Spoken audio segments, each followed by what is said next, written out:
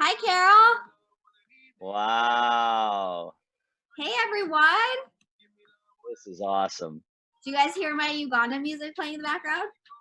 Love it.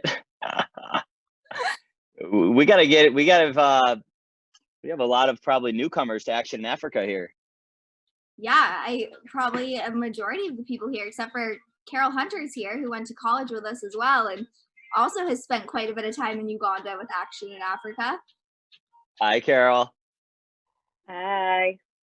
Oh, unmuted Carol. Nice. Zoom expert. Oh man. All right, Sarah, how we doing this? You ready? Right. Yeah, let's hop to it. I'm going to share my screen with you all, but I'm so glad you're here. Michael, thank you for being here. This is going to be super fun. Welcome to our candid conversation. We're going to ask that you guys keep yourselves on mute. And then if you have questions or comments as we go, feel free to use the chat box. So here goes nothing. What do you have planned? What's in the PowerPoint? You relax over there. Okay, I can never relax. Okay, welcome to a candid conversation with Michael Vlamis and Sarah Ninger. We are so glad you're here. A couple Zoom protocol things. We're gonna have you guys stay on mute, but if you want to use the chat box, that's awesome. Feel free to interact. Let us know where you're calling in from and how you heard about this and what brings you here tonight. But thank you for coming. We are here tonight to celebrate Action in Africa's emergency relief efforts in Uganda, and I'm so glad that I have friends like Michael that use their platform to promote organizations doing some good work. So we operate a community center in Uganda typically, but in light of COVID-19, like much of the world, we've had to pivot quite a bit.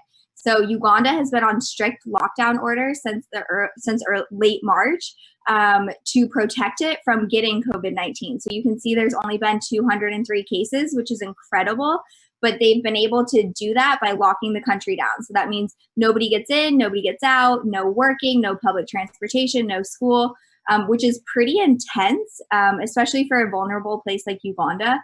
So this means that many of our families that live day to day have really struggled. And so we've had to pivot to figure out how do we support them and make sure they can feed themselves and feed their kids. So we are mobilizing this whole week to provide quarantine kits for people in our community. So we have partnered with our local government and identified 377 vulnerable families to provide them with these kits that provide 2 weeks worth of supplies. So food, cooking oil, hand soap, and we are working to raise a minimum of $10,000 to do that. This number of 377 was provided a couple weeks ago, so we anticipate that to grow, which is why a minimum for us is $10,000. Here are some of the families that we've been able to help because of generous people like you and many people who have participated with us throughout this last couple of days. This text that I received from one of our staff the other morning, a couple mornings ago, is pretty profound. She texted me saying, "I can't wait for all this to be done and to hug each one of you. You don't know how good it feels to call someone who had no hope for the day and you give him or her the good news. I cry every day because it's like we're getting people from their graves." So for people like you who showed up tonight by making a donation to Action Africa, you're making a difference in people's lives on the other side of the world or wherever you are in the world. Maybe you are calling in from Africa. So what we're proud of as an organization is that we're supporting people today. So I woke up this morning and our team in Uganda had distributed 180 kits to 180 families. So it's pretty powerful. So thank you for being here. Thank you for supporting Action in Africa. Thank you for supporting Michael and myself and for being here this evening. So that's a little bit about Action Africa. And now I kind of want to get to the fun stuff, which is a candid conversation between myself and Michael.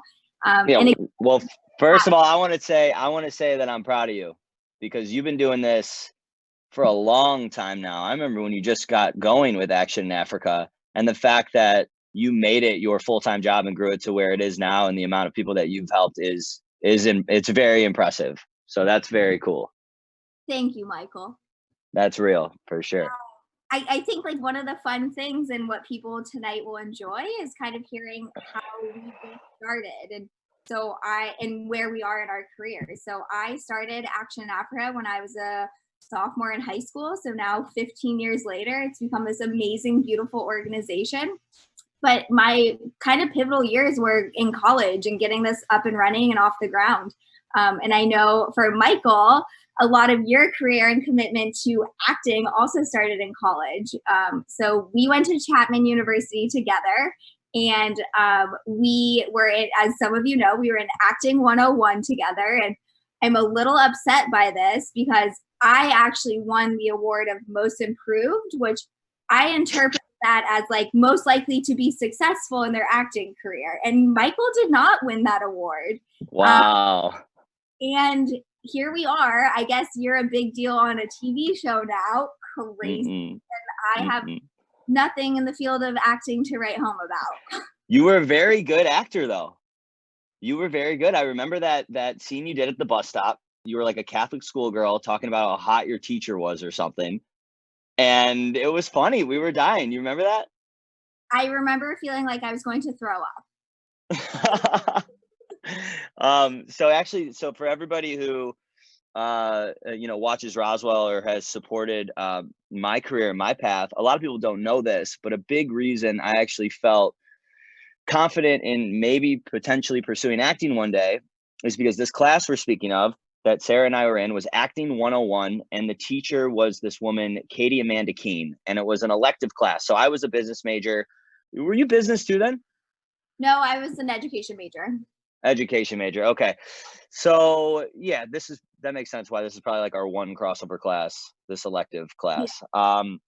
And so the teacher was on Ruby and the Rockets at the time, which was a ABC family show. Now that network's called Freeform. And, she made we had to do monologues to start, then we did scenes. And at the end of the semester, Sarah got voted Most Improved. I thought she was great from the beginning, so I was a little surprised by that. But do you remember what she said to me in front of the whole class at the end of the semester? Tell the story. It was so embarrassing. I did my final scene, my final monologue or something. I think I was, oh my God, I think I played like some kind of Texan or something like that. And she told me in front of the whole class, she looked at me and was like, I think you could do this for a living. Yeah.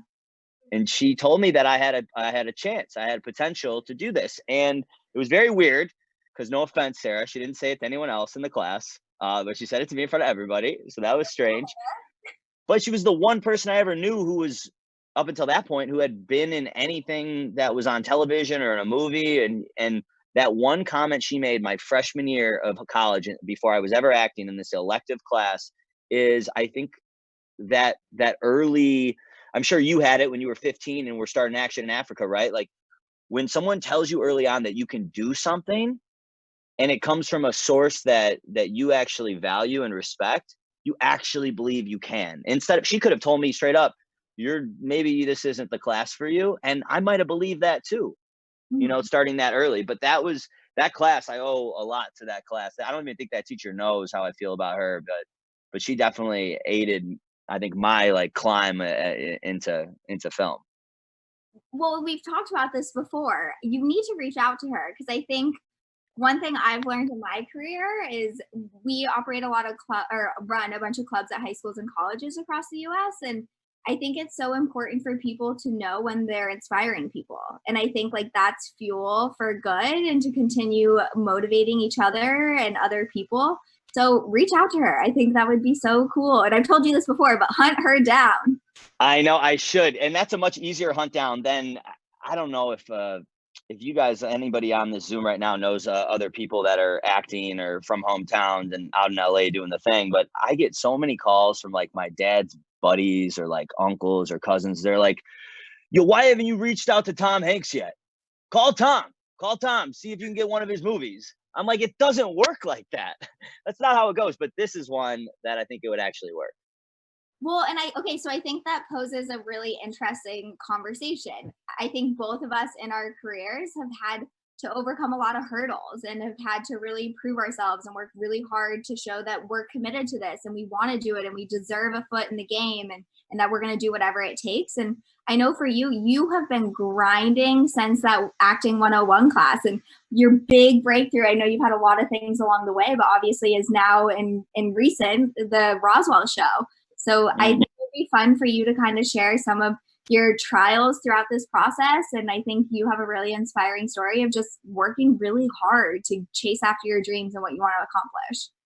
Well, thank you. Well, I think, yeah, so my whole real journey started like senior year of college. I auditioned for a short film called The Mighty Luke Kingston, and I was a boxer in it. And I boxed in high school, actually.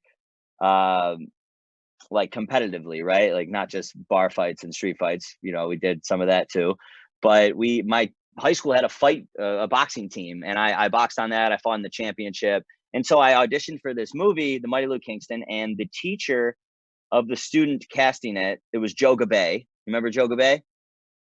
He was in the film school. I don't know. This is a long time ago now. And so Joe Gabay's teacher was John Badham, who directed John Travolta in the movie Saturday Night Fever. And Badham saw my first audition. I was horrible. I drove from Chapman University in Orange County up to LA to audition for this student film. And I did a monologue from On the Waterfront, Marlon Brando's. It could have been a contender monologue.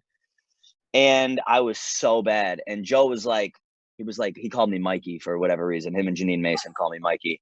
He goes, Mikey, it's just me in the room. You're just talking to me, because I was performing. I didn't know what I was doing. I just was up there just doing like theater or something. And when he said that, I made a change. And based on my change in the next take of the audition, the teacher saw that and was like, yo, this kid took your direction really well. You should go with him. So that was like the second thing I heard from like, oh, a big director who did Saturday Night Fever, a legendary movie, is saying like, hey, this kid could be something.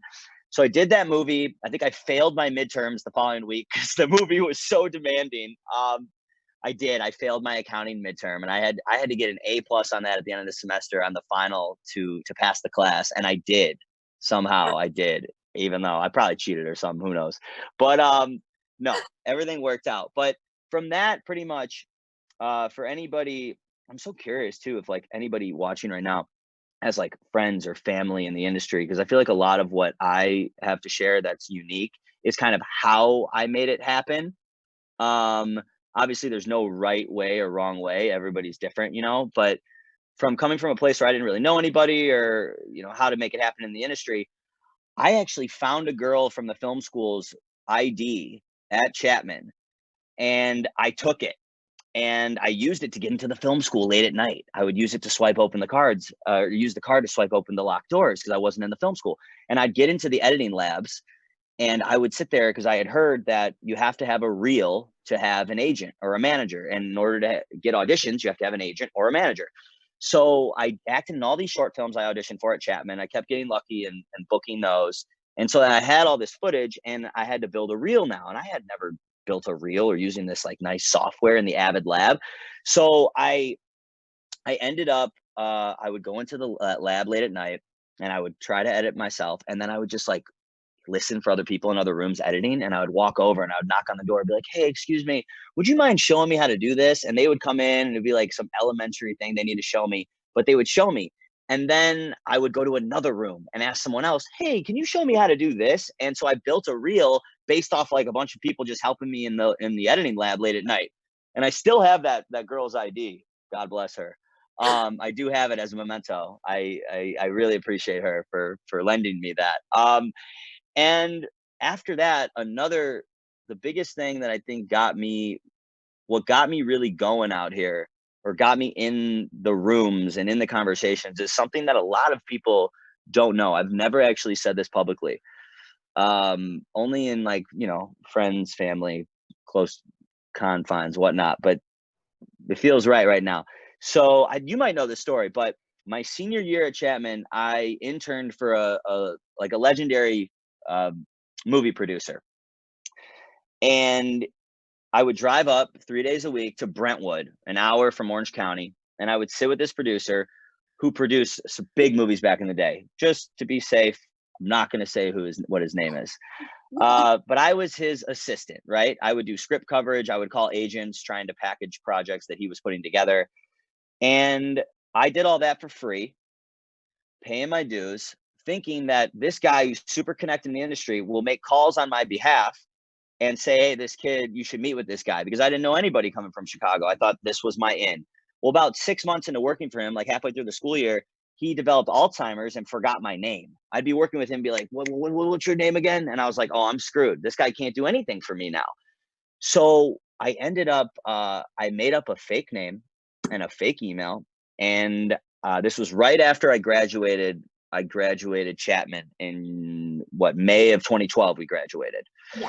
So this was like, we were getting up to Thanksgiving time, and I was heading back to Chicago for the first time since pretty much living on my own in LA. I was going to go visit the family, and I could not get an agent or a manager. I would send my stuff to everybody and nobody would respond to any of my emails. And I had a pretty good reel build from Chapman and nobody responded to anything. So I straight up, I made up a fake name, fake email. I changed my voicemail, and I called all the biggest agents in town. And I said, hey, this is James White at so-and-so Productions. I'm this person's assistant.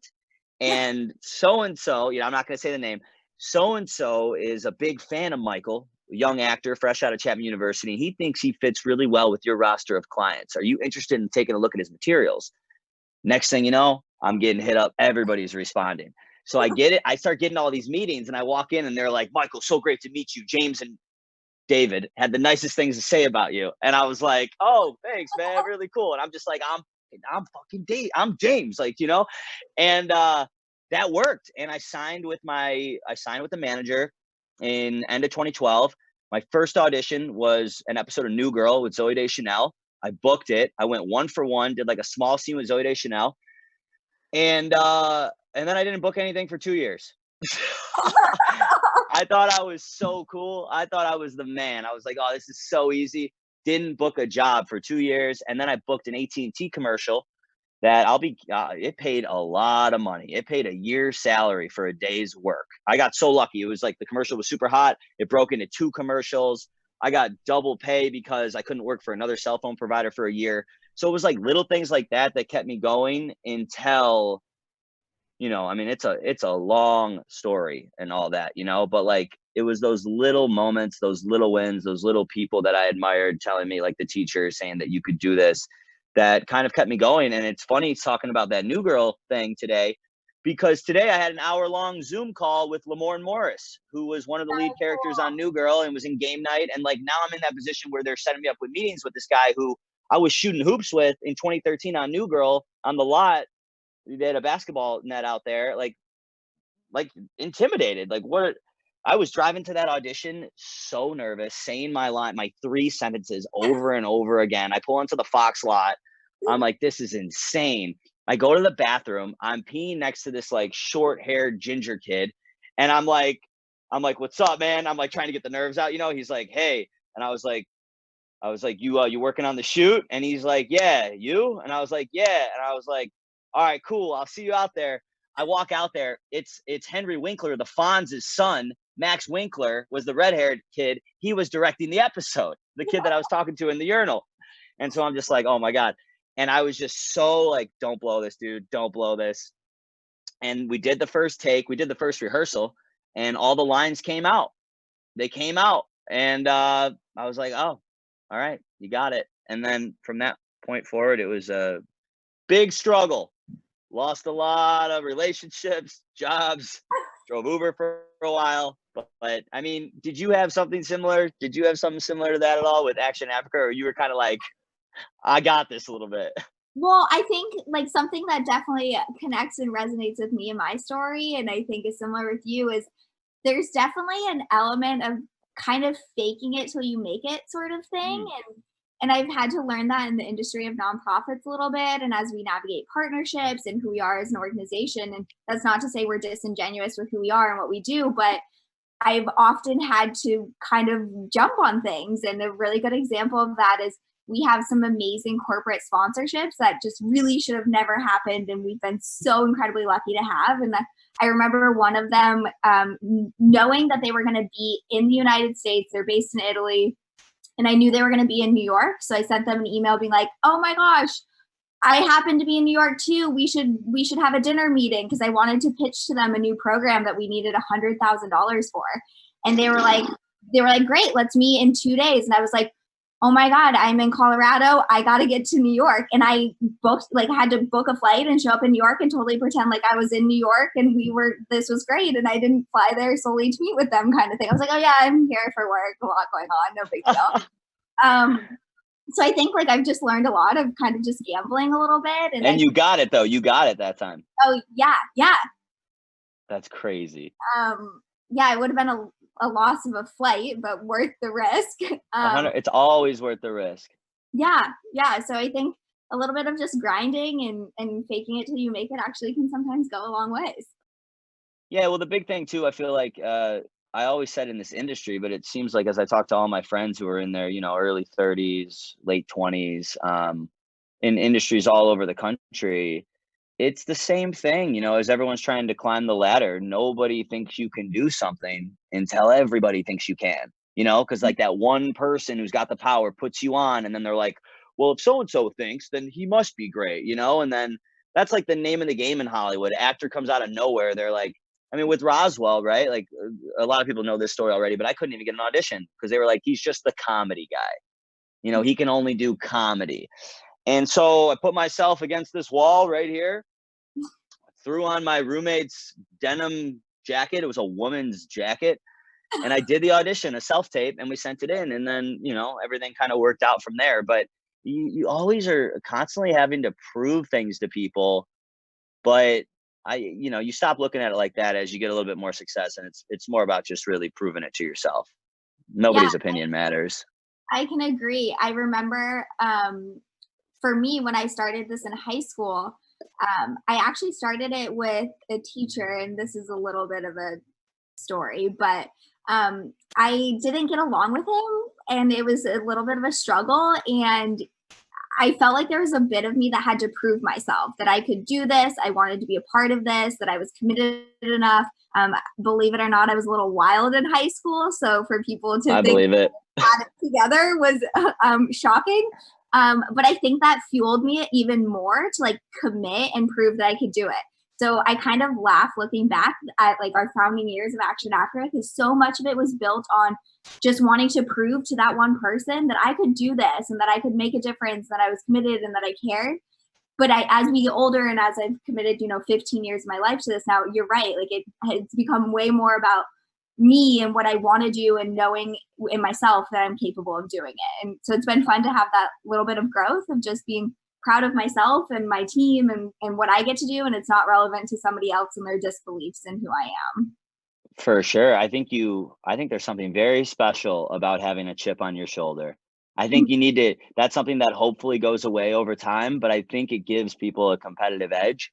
I think my big chip was my dad really always pushed me to be perfect, be great. And that stemmed from 8th grade football practice. Everyone else's parents would come pick them up at 7 p.m. when practice ended. My dad would show up at 6:45 to watch the sprints, right? And I was an old lineman. I was a big boy back then.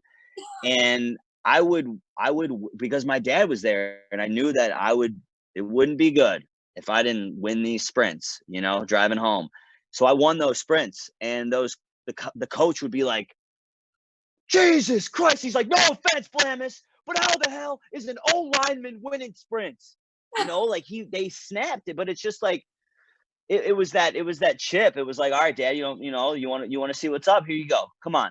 Yeah. And a lot of that I think carried over into acting, and yeah, I think that's important to have. You gotta, whether you're proving it to yourself or somebody else, that early fire is what you need to get you going. Yeah, love it. Well, I wonder if people would humor us. I'd love to share some photos of our time together in college. There aren't many, but I think they bring back good memories, and we can kind of reminisce on them together. And then, you guys, we want to take maybe the next 10 minutes or so and answer some questions. So start getting those ready in the chat box and we'll take those and then we'll wrap up. But I'm going to share my screen with you again. Michael, can't wait to hear your comments on these. Oh no, I think I should. Oh God, what do you have? Okay, so this Oh, is memories from college. This is my 21st birthday where Michael surprised me with a handwritten poem. We were kicking ourselves because we can't find the poem, but I remember being very moved by it. So thank you, Michael. I was such a ham.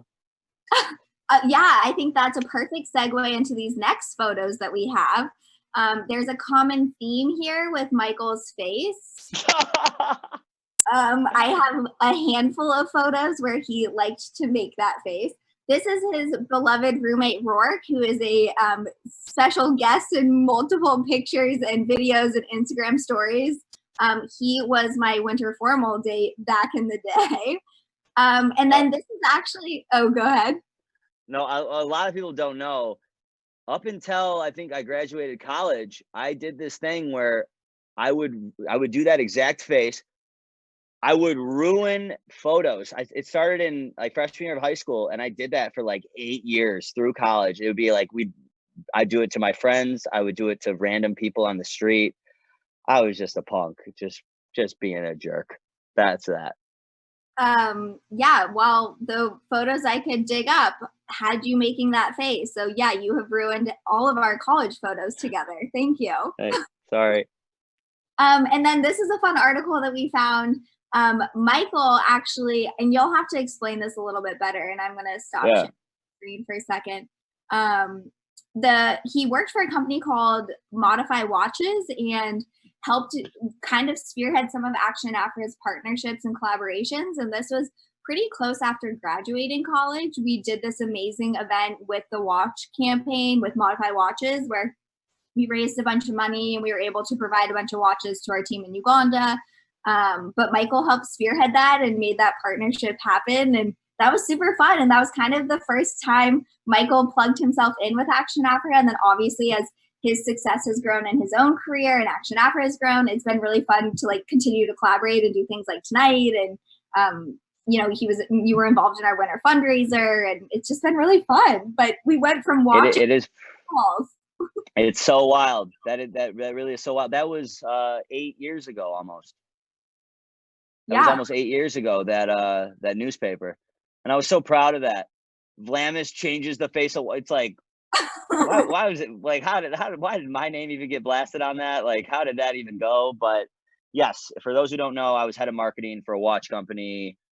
At that point I wasn't. At that point I was literally making $700 a month slinging watches on the street in Hollywood, and I would get like 10% commission based on what I sold. And then luckily with a startup, small companies, people grow as the company gets bigger, other people get bigger jobs, bigger offers, and eventually people kept leaving until I was the longest lasting employee at one point, and then I got bumped up. Over time, I became head of marketing for that company. And then I quit that job on St. Patty's Day of 2017 after working for them for like 4.5 years. And yeah, I remember I owed the government like 11 G's in taxes right after I quit, and it wiped out my whole bank account. I wasn't planning on that happening, and I went completely broke. And that's when I drove Uber from 6 a.m. to 10 a.m. every day. Lost Allison. Remember Allison? Lost a good 6-year relationship. She's engaged now. They seem to be doing well. But those were like the things that that's like the stuff that I had to do. You know, I had to sacrifice a lot to get it going, but started with the watches. I love it. Yeah, it's actually an interesting point. I'm now bitter 10 years later that you're in the title and I don't even see Action mentioned on that article. They knew where I was headed. All right, Sarah? Yeah. Marketing. It's marketing. Yeah. Well, and so somebody's commenting in the chat box saying, no wonder you're so good at marketing your merch. You want to talk about your merch for a second? I think you've got a hot line. People are into it. Oh, I should have been wearing my shirt. That's okay. True fan. I know you do, but not season 2 yet. We still got to get you the season 2 drop. I barely got it. I don't even have the whole collection yet. You don't?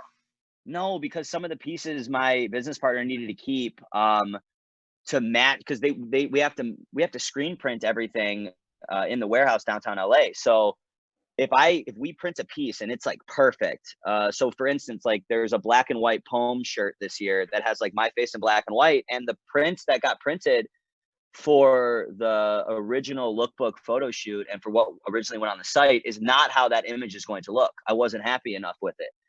And so she has to hold on to certain. No. You too. I bet you too. We're anal about things that we really care about, you know? I don't know. I care a lot about whatever I'm doing, and sometimes that's my downfall. But yeah, so some of those pieces I don't even have because she needs to keep in the warehouse to make sure that each one piece that's being made, hand distressed, everything is going to look exactly like what we are advertising. So I'm excited. Some of the tie-dye stuff I don't even have, and that's my favorite stuff from the drop. So cool. Yeah, but that's out. That's over now. That's over. It was unbelievable. You're telling me I missed out. You didn't miss out. I'll help.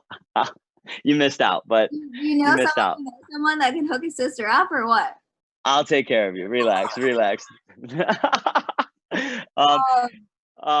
But so yeah, but we're actually, I think we announced it today actually. We're doing a micro. So a lot of people actually, I wasn't sure if I should drop merch or not because it felt like a weird time with people out of work and whatnot. And then I saw, I don't know, I saw someone else did a sale and it went really well and there was a lot of fan engagement and it was like, oh, the world didn't stop, right? Some people are saving money, some people are on unemployment, some people are still working, some people are getting government checks. But everybody still wants something to look forward to. You know, I even felt that way. And I think focusing on the merch actually helped me keep a level head during quarantine because I was not in a great place the first few weeks, you know. I came back from being in Santa Fe for 6 months, living alone, you know, working 12 hours every day on set. You know, we get some days off and stuff, but when you're off, everyone else is on, right? So I'm pretty much alone out there, alienated, pun intended. And I'm looking forward to my life in LA. And then you get back to LA and, you know, people don't need the life story, but I went through a breakup in February and then the quarantine hit. And now all of a sudden everything you were looking forward to is completely ripped from you. You know, you work so hard 6 months on the road, not seeing anybody to look forward to this time off and to work and stuff and to play, you know? And so it was kind of tough to figure out how to get into like a good headspace, but focusing on the merch, I mean, the merch is so much work. Like I'm so fortunate that you guys support the merch like you do. I know so many of you do because I did meet and greets with a lot of you. I see all of your faces. And no, very, very fortunate that it goes well because it gives me a little bit extra money to do it again. And it makes things worth it, not only for me, but for my business partner, the guy who helps us with our graphic designs, my roommate who wrote out the pieces want to be together in lipstick, you know, like it's just like the little things really mean a lot. So a lot of people did say though, that there were some people that aren't into pink and that was a big theme of our merch this year, or some people that didn't have money yet, right? A lot of government checks have just come in now. And so now I don't know if they should be spending it on our merch, but hey, more power to you. My roommate, Spencer, has made more money off the government than he has in like the last 6 months combined. It's unbelievable right now. And he needs it. He lives in my garage. So I'm happy for him. You know, he has multiple jobs. That's why he's getting so much, because he's collecting unemployment all over the place. But he's hustling, and now he's making masks during this pandemic, and he's been making a killing making masks. It's so cool. From a sewing machine I got him for Christmas, selfishly, because I just wanted to start hemming my pants. So that worked out really well. But no, we're gonna actually do in a month. We're gonna do another. It's called Micro Vlamis. I just make fun of myself all the time. The Micro Vlamis drop, and it's gonna be no pieces that we've already sold, except for like we're restocking pins that we sold out of immediately, restocking socks, and then all the other merch. Well, not all of it, but a good amount of it will be available. But in turquoise this time, and with a little bit of a different spin on it. Yes. So, because we like to keep everything exclusive. I'm a fan of that. I like buying clothes that aren't available again later. So that's what we try to do. But yeah, that merch. Yeah. What? I want to put you on the spot with 38 people as my witness right now. What? You tell me who I need to talk to. I think we should do a collab. Like, what if we did a cool like shirt for Action Africa, or like I was gonna pitch to someone else, but now I'm feeling it with you. Like, what if we did like a cool backpack that like went to kids at our school program in Uganda, but then all these lovely 38 people got a sick Michael Vlamis backpack. You guys don't tell anyone my idea, all right? This is All right. People are about to see the brain working. I think we do a back to school collection. We do Action Africa. We do custom like Vlamis meets Action Africa erasers, pencils, notebooks. We should do like a journaling notebook because I know you're big into journaling too. Big journaler, you guys. That's right. That's right. Okay. Okay. You put your people in touch with my people who are me. Yeah, my person is Jessa Joy and then me. So I got you. I like that idea a lot. And I would do anything with Action Africa. I mean, I know your people love your merch. There's a ton of comments in the comment box right now saying that they love it. There's a couple of questions on here that maybe let's go through them. Okay. I guess maybe more so. This, I actually had this question myself. What do we need to do to see that Chapman reel? Oh my, did someone ask that? Yeah. And I was actually wondering the same thing. So I think we dig that up. So I don't have any reel online right now because I used to have my website used to say, it used to have a picture of me overweight from 8th grade or in middle school. It was like me, chubby, happy in one photo, sad in the other. And it said happy boy, sad boy. And depending on what you clicked, you got the comedic reel or you got the dramatic reel. And my manager, after I booked Roswell, said, take your reels off the internet. I said, why? He goes, because if they want to watch you act, they could turn on the TV. I was like, all right, I like that. Yeah, he was cocky, but he got me the job, so he did good. So yeah, those reels, I mean, I still got them. I got to think about that. I will think about that because that's tough. It's not that I'm not proud of my work back then. It's just that was 12 10 that's 10 years ago. 10 years ago work, that's pre-breakup work, pre-figuring stuff out between dad work, like pre just being a man work. And so but I'll find that. I will find that. I like that challenge. Love it. So good. Yeah, let us know. That's funny because I was wondering the same thing when you were talking about that. I was like, how do I get my hands on that? That's funny. I like that. Is, I guess, a question more curated for me. What are the best ways to contribute to an organization besides donating? And I love that question because I myself have had to figure out how do I get involved and support other people doing really incredible, badass things. And I find that donating your time and talent, the returns of that are almost tenfold, honestly, a one-time donation. So like Michael tonight donating his time for us being able to do this, you guys collectively, and we'll get into this in a minute, but you all raised more money tonight than all of our 22 other classes that we're doing throughout the rest of this week. So that's awesome. That makes me so proud. Yeah, so that's due to Michael donating his time. That's you guys being generous with your resources, but also donating your time. You're here with us for 40 minutes hearing Michael and I banter back and forth about our college days.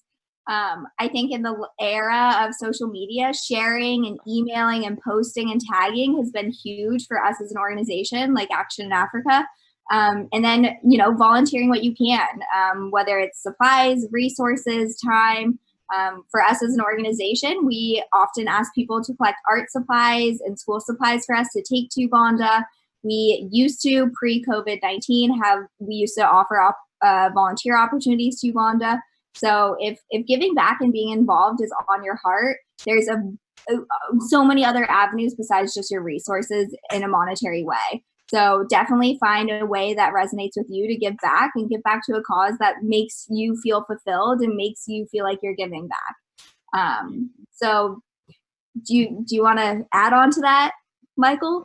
Yeah, I mean, I will be honest. The amount of I had not done a lot of work with nonprofits up until that merch launch last year. That first merch launch, I gave 100% to Random Acts of Kindness. I remember we talked about that because I was thinking about you, of course, but it felt right to go with what the fans suggested, right? And that's kind of what I left it up to on Twitter. And that was nuts. The feeling I had at the end of all that and donating was, it's like, oh my God, I want to do this all the time. It's kind of an addiction. And even if that might be a little selfish because it made me feel good, I'm kind of okay with selfish acts if they better the world, right? Like if I want to hold the door for somebody because it makes me feel good, you're still holding the door for somebody, you know? So I think about that stuff a lot too. Like, where does it come from? And does it even matter if it comes from a selfish place if it's a good thing? Yeah. But I used to do like beach cleanups with like Dylan Rowley and those other Chapman guys, right? We'd go up to San Luis Obispo, Santa Barbara, just kind of see what was going on. There's always something going on, right? I bet you have resources where you could even just do a quick Google and just see what events or who actually needs help right now. Yeah. Oh my gosh. And I would encourage all of you, in light of COVID-19, any sort of area of like passion or interest that you have has a need right now. Mm. And there's just countless opportunities for how you can give back and support people in this time and kind of meet them where they're at and where they're struggling. Um, like now is a really good time to give what you can, and I really truly mean that in a variety of ways besides just money. Yeah. Also, I saw Carly and Jesse around here. Yeah, shout out. I can't believe that. What's up, Carly? Hi, That's Carly. amazing. Hi. We went to college together. Chapman with All us. the memories. That's crazy. Look at everybody so cozy. Everybody's so So cozy. fun. Um, Actually is a question about college. Really quickly, tell us a favorite memory from college. oh man, my favorite college memory. That's so hard, and honestly, probably just so inappropriate. Every single one. Oh my God. I mean, I shouldn't even say this, but remember Stone Man? Oh Of boy. course. Oh boy. Maybe I shouldn't say this. I don't know what to say. I'm nervous. I'm already nervous. Okay. So back before marijuana was legal, Oh, right? okay. Do we need to reel this in? Oh, we got to reel this one in. Should I reel it in, guys? I don't know. I'm just saying. Give us I a thought, thumbs up if you want to hear it. oh man, I'm sweating, guys. I don't know. Should I? Maybe I shouldn't. Why did all my memories go to that? No, I remember like a cop, he got in trouble with the cops outside Winchell's Donuts one night, and they wanted to test his balance, and he was high on weed. He was high out of his mind. And they made him do all these balance drills, but we were all baseball players. And all this kid did all day, every day at practice was balance drills because he was a pitcher. And I just remember how cocky he was doing everything. It was like a scene out of Dazed and Confused or something. But that's one of my favorite memories. And I probably shouldn't have said that one. So thanks for asking. Thank you so much. Okay, well, we can just really quickly pivot from that. Somebody was wondering, because I don't know the answer to this. Does your merch ship outside the US? Yeah, it does, but there's a huge list of company or countries that just aren't being shipped to right now. And the last thing we wanted to do was hold on to your package for months at a time and lose that. And you guys be upset with us. So unfortunately, there was a list that we actually showed before we launched that we couldn't ship to. But as soon as we could ship to everybody, that's a big goal for the next one too. We're really hoping by in a month from now, we're really hoping that some of those restrictions are lifted and that merch can get to people who couldn't get it initially. But if you go to our website, you should be able to, in the frequently asked questions, to find a list. Cool. Yeah. Whitney Evans is wondering if you can give us a tease about any upcoming projects. Oh man, I have so many upcoming projects, but none that I'm attached to as an actor. Well, not true, but mostly it's been so much writing lately. Kyle, my writing partner, and I, we're writing a mob action comedy right now. where two women who have always wanted to be mobsters and are obsessed with mob movies and mob culture find a dead body in the back of a Cadillac Eldorado they buy that belongs to the mob. And they hold it hostage and they extort the mob to become the people they've always wanted to be. So that has been a lot of fun to do. And then, did you see that Nicolas Cage show? He's playing Tiger King. Oh yeah, I did. Yeah. Yeah. So the guy who created that, Dan Lagana, he is attached to be the showrunner of a TV show that Kyle and I created as well. So that guy's got a lot of buzz right now. Hopefully that show gets made. And then, man, we got another movie, a Halloween comedy that's over at Seth MacFarlane's company. And we have an old lady comedy about 4 80-year-old women who bust out of a retirement home because they find out their friend Judy hasn't had sex in 30 years. And they go find a gynecologist that she used to have the hots for. And it's called The Last One. It's your last shot at love. And that one's, we got a pass from Morgan Freeman this week, but his company wants to meet with us. So that was cool. So prior to that last update, I was actually going to circle back and remind you to 2008 Most Improved. Sounds like you might be looking for a female lead in some of these movies, but I'm going to take a hard pass on that last movie. I don't think that Don't worry, you're much too young for that, Sarah. All Don't right. worry. But yeah, we have that movie that we made, we produced last year, 5 years apart, is almost locking down. I mean, it's like 99.9%. There's like one more contract that needs to be signed, but it looks like we have distribution from a really cool distributor. So hopefully you will see my face on screen soon with a movie that we made. So I'm really excited for that. Yeah. And Kaylin is wondering if we're going to see any of your poetry anytime soon.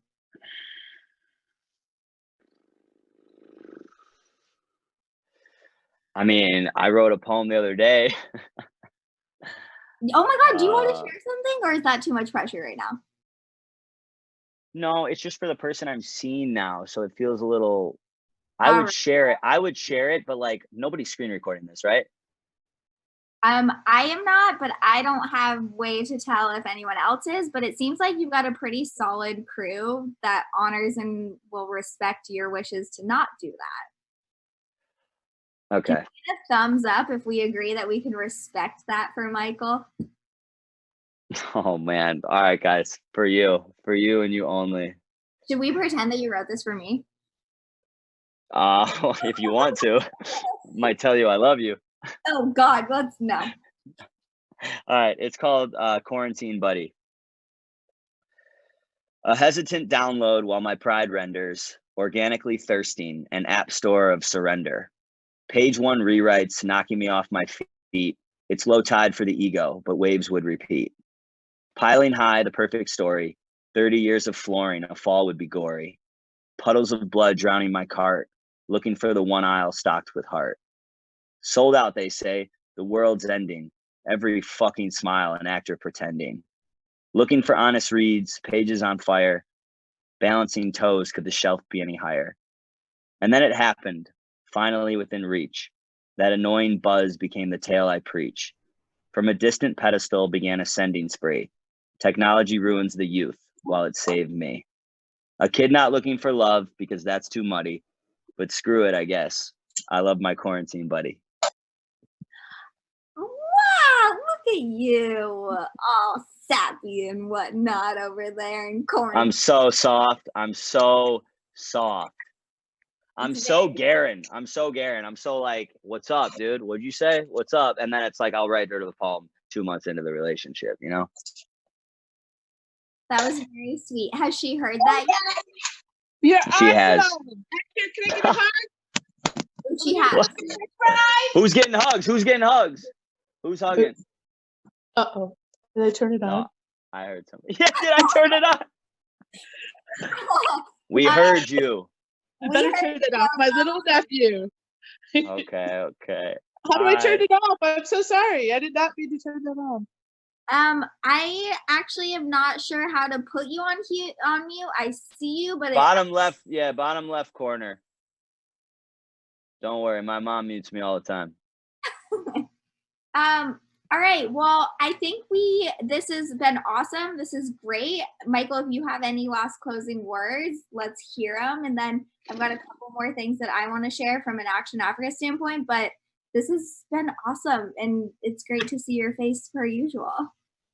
It's been great as well, Sarah. I want to answer one thing just because there was another question I saw. Is this Annie? Are these the women that were on set? Were you on set? No. Oh, I thought it was two people who visited. Someone, Trevino had a competition and someone won, and two people came out to set and saw us. But I thought it was you guys, but it's not.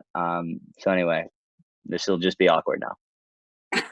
Wait, well, the question was, how did you cry so easy at the end of the last episode? And apologies. I brushed over that because admittedly, I'm a couple episodes behind in this season, and I'm just Sarah, what the? I know, but I'm fearful that there's going to be spoiler alerts. So I was like, oh, we're going to skip that one because I can't have Michael revealing what's happened recently. So, I mean, I guess now I know you cry. Please don't share why you cry, but how did you cry? I have a feeling that they're talking about the episode before with Sanders, maybe. That's what they're talking about. Yeah. Oh, yeah. Okay. Yeah. Okay. Now you know I'm 2 episodes behind. Yeah, to be honest, it was very, very hard that day. So I'm not the actor that's like, you have to, when it says like crying in a scene, a lot of times I just won't, I'm not going to do it unless I want to do it or it feels right. You know, like I'm never in the scene. If it says like he puts the cup down, why would I put the cup down then? That's what you wrote. That's not what I'm doing. That's not what's real for me. So, you know, I'll do it my own way every time. But sometimes they need something very specific. And in this specific scene, they needed me to break down. And it was 6 a.m. in the freezing cold in Santa Fe. And I was coming off the flu and I was so dehydrated from like all the antihistamines that I was taking. And I had nothing in me. And I could not get there. But I felt the pain of wanting to prove to my dad that it was almost like wanting to hear my dad say he's proud of me, which he said a lot, but certain things don't resonate with a kid who's pushed super hard, whether the dad's even saying he's proud of you or not, right? So I dug deep into that, and I dug deep into lost love for sure. And yeah, I don't even know if I ended up crying in that scene, but those feelings were real. It was like I felt sick. I felt like, and sometimes the lack of tears is okay. I learned that. My mom called me after the episode and was like, my parents literally called me and were like, "You're acting in this scene." I hadn't seen it yet because it airs earlier on Central Time. They said your acting in the scene was great. It made me cry. And my dad was like, "And you know we wouldn't lie to you." Because he wouldn't. They tell me, they're like, my dad's like, "Yo, you were whispering a lot in that last episode. Why were you doing that?" And I'm just like, all right, dude, relax. But no, I was actually really proud of that and really fortunate that Karina McKenzie and Aisha Tyler, who was the director of that episode, gave me the time to get there. I was pacing around the junkyard where we were shooting. Just like sometimes I'll punch myself in the stomach to just get there. And yeah. And they let me get there. So I think it's just like relationships with your father. But for me, it's all different, you know? Wow, that's so real. so intense. So intense. Both Mary and Annie are here in this call. So hi, Mary and Annie. We're so glad you're here. But they want you to know that they're friends with Trevino, but they want you to tell him that you're the better actor. Should I FaceTime him right now, see if he picks up? Should I try that? Is that a thing? I don't know. Let's see if he picks up. I doubt it. Honestly, he's probably at Orange Theory working out right now, and the gym's not even open. I don't know how he's pulling it off. Where's he at? Come on, Trevino. Oh my God, he's answering. Dude, I'm doing a Zoom with a bunch of fans, and Mary and Annie are on here, and they just wanted you to know that they like me better on Roswell. Okay? Look at, there she is. They're lovely That's news. Can you guys hear him? Barely. Oh, good. Barely. Dude, you're the man for picking up. I love you. I miss you, man. I miss you You're too. good. Are you good? I'm doing really good, man. I'm doing really good. Hi to all the people you're talking to. Hi to everybody. He said hi. Everybody's doing What well. up? Hey, do you guys like his mustache as much as I do? Hey, you know what I've noticed? Yours is better. No, I got that Adam Sandler Uncut Gems vibe going. Yours is more full, though, dude. Dude, it's been growing for so long. That's the only That's reason. awesome, man. I'm glad I wasn't naked. I actually wish you were. Hey, should he get naked? Get naked. Get Whoa, naked. charity call. Get out of here. All right, dude. I love you, man. Thanks for picking up. All right, talk to you later. Bye. That's so funny. Hey, that's kind of cool.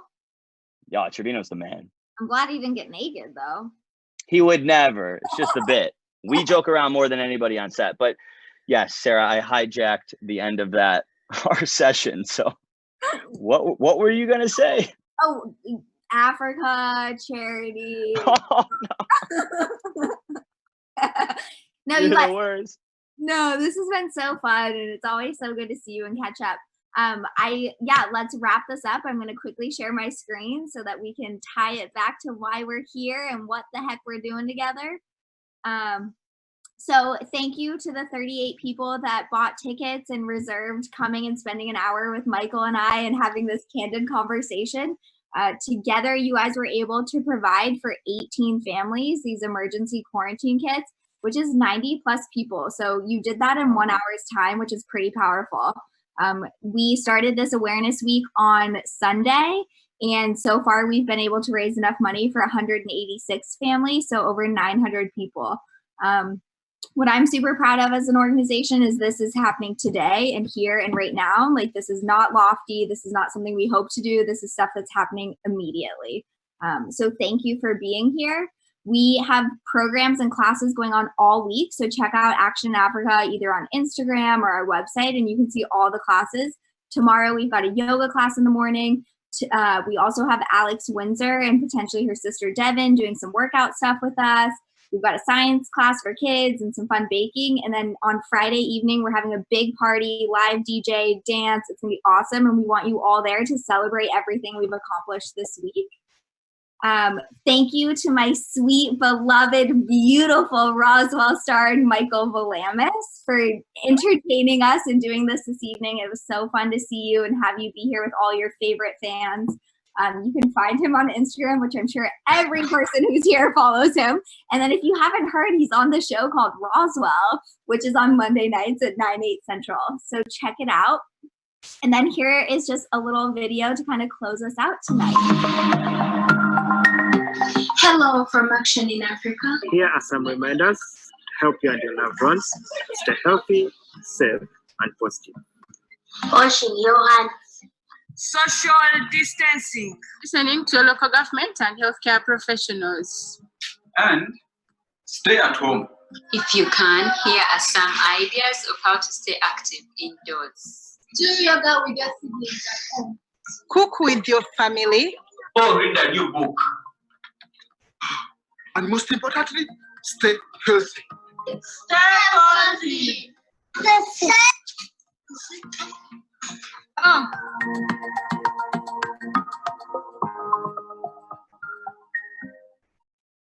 That's so cool. So thank you guys. That's so cool. Thanks, Mike. Thank you. Thank you, everybody. It means a lot to us. Thank you so much. And it means even more to, like, I'm recognizing faces now. That's so cool that that's happening. So thank you. Yeah, we'll have a lot more moments like this. I know it. Sarah. Thanks. Have a wonderful Tuesday evening and be well. Stay safe. Stay healthy. Love you, Sarah. Love you. Thank you. Bye, Michael. Love you. Bye, everybody. Bye. See you guys. Thank you.